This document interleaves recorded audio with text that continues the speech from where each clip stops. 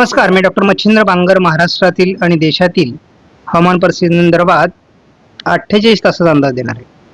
सध्या जर आपण उपग्रही छायाचित्राचं निरीक्षण केलं तर केरळ आणि कर्नाटकच्या सीमावर्ती भागामध्ये मोठ्या प्रमाणात ढगाळ परिस्थिती आहे. पावसाचं अनुकूल क्षेत्र आहे.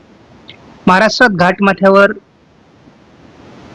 काही ठिकाणी नाशिक पूर्व भागामध्ये, अहिल्यानगर पश्चिम भागामध्ये किंवा पुणे जिल्ह्यामध्ये, सातारा जिल्ह्यामध्ये किंवा सोलापूर बीडच्या काही भागामध्ये, नांदेड आणि परभणीच्या काही भागामध्ये आज पावसाचं वातावरण तयार झालेलं होतं.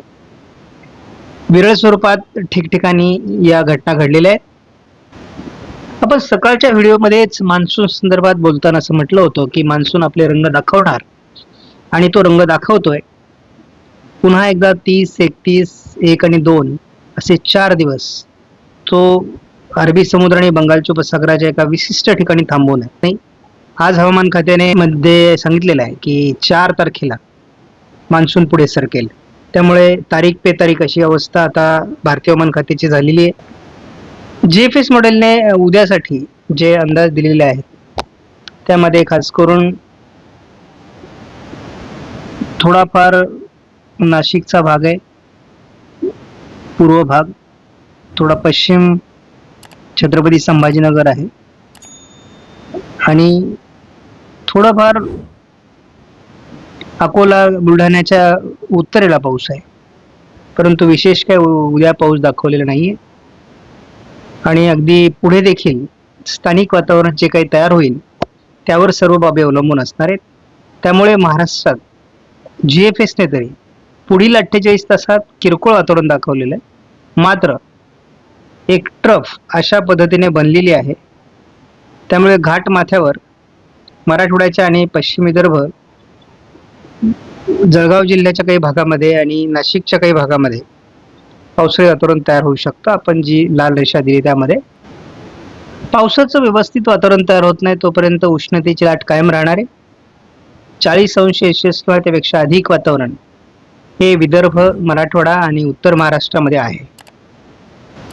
पुढील 48 तासात पावसाचं वातावरण वाढलं नाही तर महाराष्ट्राच्या या भागामध्ये उष्णता कायम राहणार आहे. या वाऱ्यांच्या दिशेमध्ये उद्या मात्र आपल्याला थोडा सकारात्मक बदल दिसतोय. या ठिकाणी सरळ रेषेचे वारे या ठिकाणी जाणार आहेत. अजून थोडे वारे या दिशेने बाहेर पडत आहेत, म्हणजे चीनच्या समुद्राकडेच जात आहेत.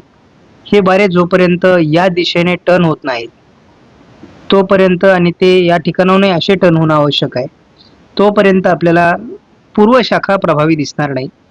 शिवाय या ठिकाणी वारे आता सरळ रेषेमध्ये येण्याची शक्यता 3 तारखेपासून म्हणजे उद्यापासून आहे.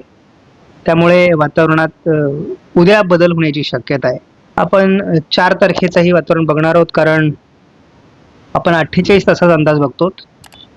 मान्सूनचे वारे अतिशय व्यवस्थित होत आहेत. बघा, आता पूर्णपणे मान्सूनच्या वाऱ्यांचा हा पॅटर्न असा तयार झालाय. या ठिकाणी हे वारे पूर्णपणे या पद्धतीने जात आहेत. तर या ठिकाणी ते टर्न होऊन या किनारपट्टी भागावर धडकणार आहेत आणि इथून आपण अपेक्षा केल्याप्रमाणे ते काही प्रमाणात वरती सरकणार आहे. त्यामुळे आणि या ठिकाणी जाणाऱ्या वाऱ्यांचा प्रवाह थोडा वरती सरकलेला आहे. त्यामुळे 3 तारखेला जे वारे आपल्याला ज्या पद्धतीने होते त्यामध्ये 4 तारखेला मोठ्या प्रमाणात बदल होतोय आणि तो आपल्या मान्सून स्ट्रॉंग होण्यासाठी पूरक आहे.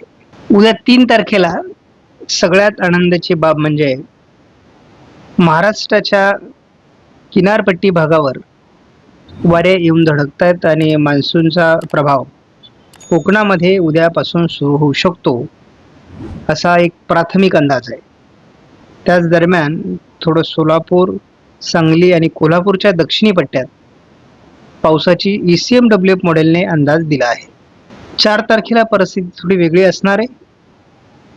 स्पष्टपणे दिसतंय 4 तारखेला अगदी विदर्भाच्या काही भागामध्ये पाऊस दाखवला आहे ECMWF मॉडेलने. कोकण आणि घाट माथ्यावर पाऊस वाढताना दाखवलेला आहे. त्यामुळे महाराष्ट्रातील वातावरण विदर्भ आणि कोकण असं पावसाळी होण्याची शक्यता आहे. सध्या महाराष्ट्रामध्ये पावसाळी वातावरण कुठे आहे हे जर बघितलं तर नाशिक जिल्ह्यामध्ये मेघगर्जनेसह पावसाचा अंदाज आहे, म्हणजे सध्या सुरू आहे. अहिल्यानगर दक्षिण अगदी बारामतीपासून तर अगदी सांगलीपर्यंत, कोल्हापूरपर्यंत वातावरण तयार झालेलं आहे. त्यामुळे घाट माथ्यावर मुख्यत्वे करून हा पावसाचा प्रभाव आहे. थोडाफार प्रभाव उदगीर किंवा परभणी या ठिकाणी आहे, परंतु अतिशय किरकोळ स्वरूपाचा आहे. आता आपण जर या SMWF मॉडेलचा अंदाज बघितला तर या ठिकाणी आपल्याला बारामतीच्या आजूबाजूने आणि थोडं सांगली, विटा, सातारा या भागात, म्हणजे सातारा पूर्व भागामध्ये पावसाळी वातावरण दाखवलेलं आहे. आणि आपण जर हा अंदाज थोडा पुढे सरकवला रात्रीसाठी, तर हे वातावरण बार्शीकडे सरकण्याची शक्यता सध्या दाखवण्यात आलेली आहे. आता आपण मुद्दाम रात्रीचा अंदाज बघणार आहोत, कारण हे वातावरण उशिरापर्यंत दिसते आणि कोकण किनारपट्टीला वातावरण बदलण्याची शक्यता आज रात्री आहे. त्यामुळे सकाळी किंवा रात्री देखील हलका शिडकावा कोकण किनारपट्टीच्या काही भागात होऊ शकतो, असा एक प्राथमिक अंदाज आहे. आता आपण थोडं असंही बघू शकतो की उद्या दिवसभरामध्ये कोकण किनारपट्टी सहित घाट माथ्यावर थोड्याफार प्रमाणात लातूर, सोलापूर, सांगली भागामध्ये पावसाळी वातावरणाची शक्यता आहे. त्यानंतर आपण उद्या देखील रात्री थोडं काही तुरळक भागामध्ये वातावरण असणार आहे. 4 तारखेपासून मात्र मोठा वातावरणीय बदल होणार आहे आणि आपण तो बघतो आहोत. साधारणपणे असं दिसतंय आपल्याला, जळगावपासून अगदी अमरावती, अकोला, बुलढाणा, वाशिम या काही भागात वातावरण सरकतंय उद्या, म्हणजे 4 तारखेला. आणि ते विदर्भ, मराठवाड्यात बऱ्यापैकी पाऊस देण्याची शक्यता आहे आणि त्याचा प्रभाव जवळपास लातूर किंवा उदगीर, बिदरपर्यंत पोहोचण्याची शक्यता आहे. यामध्ये नांदेड, परभणी, वाशिम, हिंगोली, वर्धा, यवतमाळ, चंद्रपूर, अगदी नागपूरपर्यंत हा पावसाचा प्रभाव 4 तारखेला असणं अपेक्षित आहे. त्याच वेळेस आपल्याला घाटमाथ्यावर देखील पावसाची शक्यता वाढते. आता आपल्याला पुणे, सातारा, सांगली, कोल्हापूर, रत्नागिरी, सिंधुदुर्ग, रायगडमध्ये सुद्धा पावसाचं प्रमाण या 48 तासामध्ये वाढणं अपेक्षित आहे. त्यामुळे एकूणच कशी परिस्थिती बदलते आपल्याला बघायचं आहे. आणि WTचं वातावरण असल्यामुळे 4 तारखेचं जो वातावरण मराठवाडा, विदर्भात तयार होणार आहे, यामध्ये गारपीट आणि वादळी वारा असण्याची शक्यता अधिक आहे. विजा आणि मेघगर्जनेसह वादळी वातावरण असणार आहे, मग काळजी घेण्याची गरज राहणार आहे.